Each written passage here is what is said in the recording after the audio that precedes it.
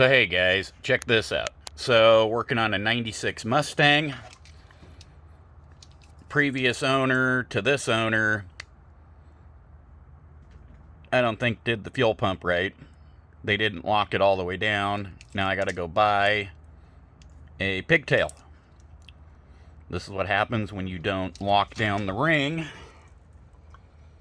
that holds your sending unit in place. You get a fuel leak. Now these are pretty simple to remove. You got a strap here and here.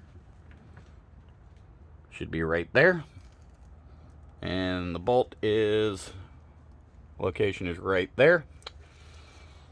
Doesn't take that long. Just remember when you're doing it, you gotta have the tank go this way, slide down and shake it down. These are held in with these lovely tools right here. Slide it over the line, push, release, and then pull the line. That's how that works. All right, guys.